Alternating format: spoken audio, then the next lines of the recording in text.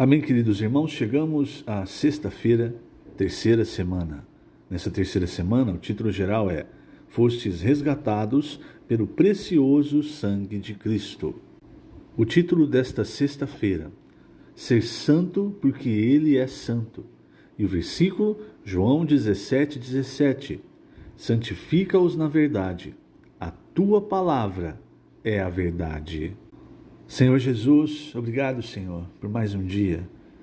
E obrigado, pois o Senhor tem nos santificado dia após dia através de Tua santa palavra. Essa palavra, como um rio, lava-nos interiormente, tirando toda a mácula, toda a ruga, toda a sujeira deste mundo, do pecado, do velho homem, transformando-nos à Tua imagem. Dia após dia temos recebido das riquezas da Tua palavra que também nos alimenta, nos direciona, e por isso, Senhor, nós Te agradecemos e sempre iremos Te agradecer por tudo que o Senhor tem nos dado, por tanta riqueza que tem fluído do Teu trono para nós. E assim como o Senhor orou ao Pai, nós também oramos, que a Tua palavra, amado Senhor, continue nos santificando, em todos os aspectos da nossa vida, que cada dia mais nós sejamos santos como Tu és santo. Obrigado, amado Senhor, Jesus é o nosso Senhor.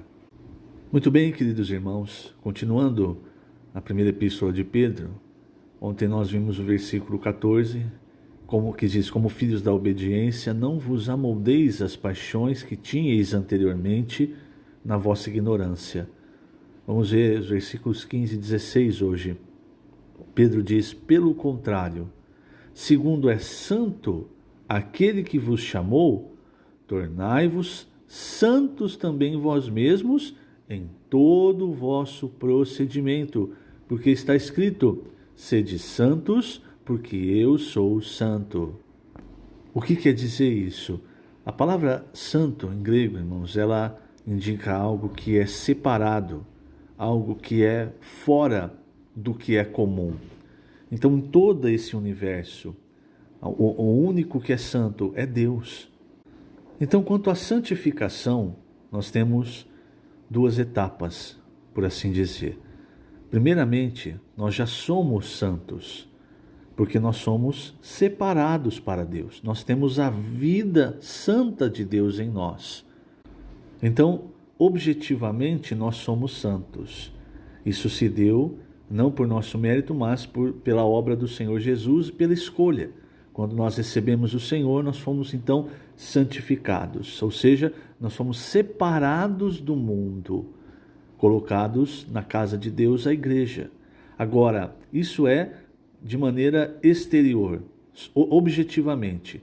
A partir desse momento, nós precisamos passar por um processo de santificação subjetivo, que tem a ver com o nosso interior. É por isso que o apóstolo Pedro, ele diz, tornai-vos santos também vós mesmos em todo o vosso procedimento. Sede santos porque eu sou santo. Então veja, não é apenas uma questão de você fingir um procedimento santo, mas de o seu interior ser santificado a ponto de isso ser revelado no seu exterior, no procedimento. Então, a outra etapa da santificação, que nós podemos chamar de santificação orgânica ou santificação subjetiva, isso leva toda uma vida. E é quando o Senhor, através da sua palavra, do seu Espírito, ele vai transformando a nossa alma, o nosso ser, a sua imagem. É exatamente essa a ideia da santificação. Então, quando ele diz sede santos, porque eu sou santo, ele está dizendo, vocês deixem de ser comuns, deixem de se moldar às coisas comuns do mundo para ser iguais a mim. Lógico, nós não estamos falando com relação à deidade, mas com relação à vida de Deus crescendo em nós e nos transformando à sua imagem, como Paulo diz em 2 Coríntios 3,18, transformados de glória em glória à imagem de Cristo. Essa ideia da santificação, a santificação subjetiva, ela é apresentada para nós no Antigo Testamento e muitas pessoas não entendem isso que está no Antigo Testamento em Levítico 11. Levítico 11, ele fala sobre a comida do povo de Israel, sobre o que eles podiam comer ou não, os animais limpos e os imundos. E nós precisamos entender que há um grande fundo espiritual aqui, uma lição para que eles entendessem o sentido espiritual e não apenas o ritual. Então, o ritual é para o sentido espiritual.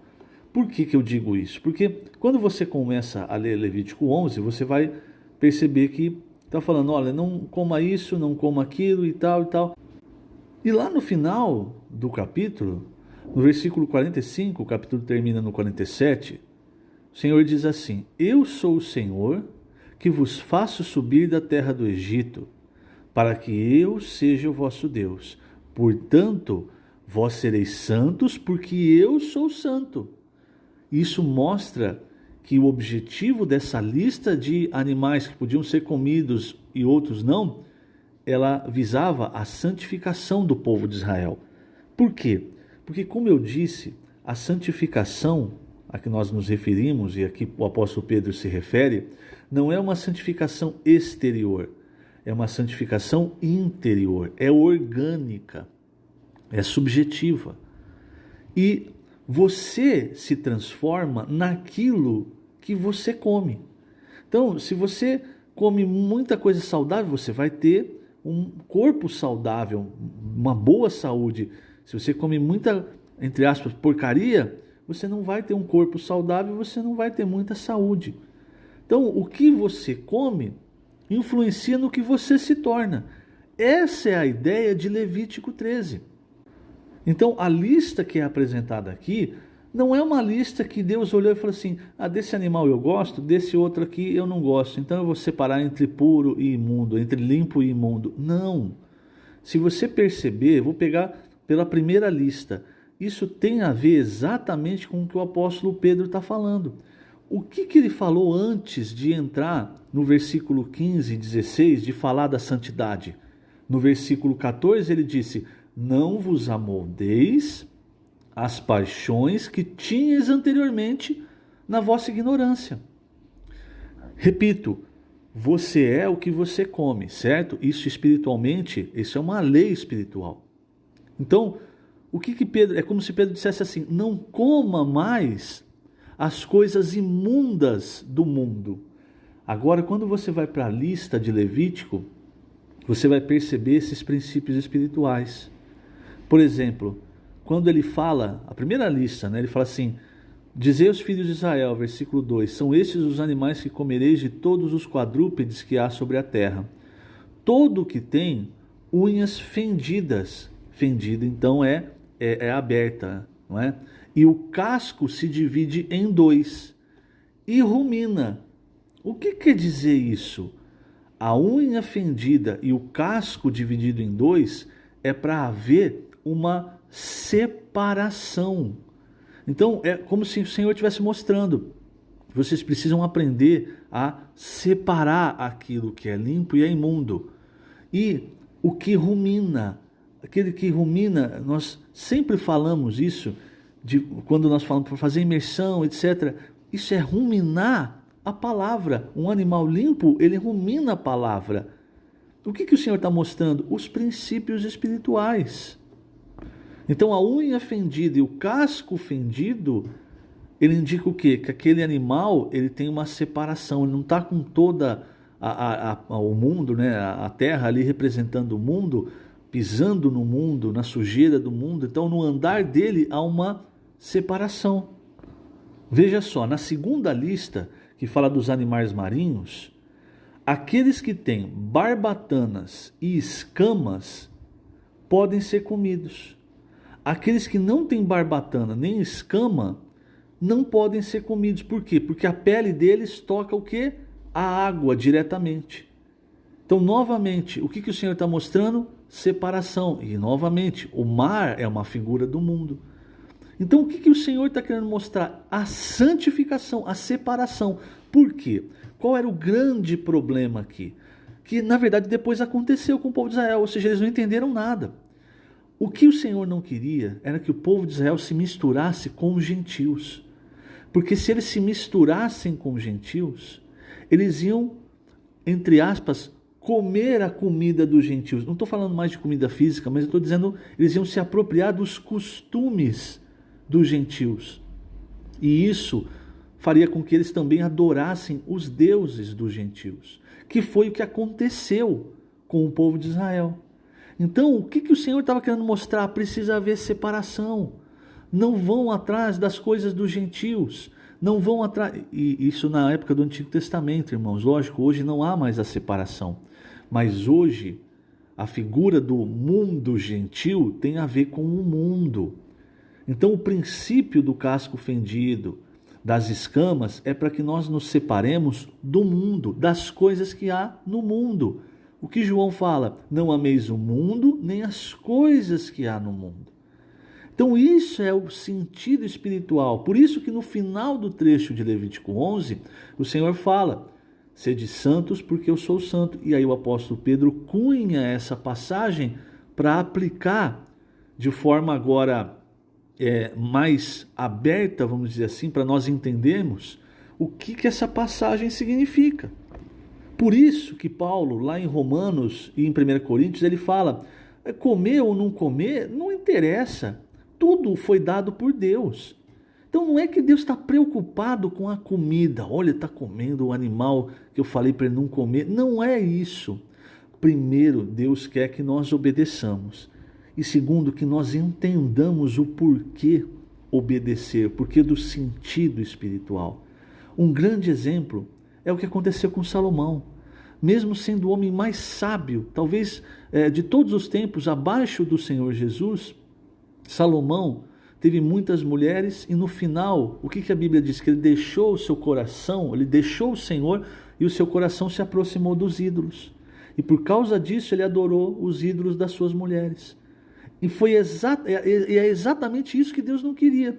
Porque Salomão, as mulheres de Salomão não eram mulheres do povo de Israel. Ele trouxe mulheres do mundo inteiro e elas trouxeram seus ídolos. Então não houve separação, santificação. Aqui a santificação era algo ainda bem exterior, mas mostrando o princípio da santificação subjetiva, interior.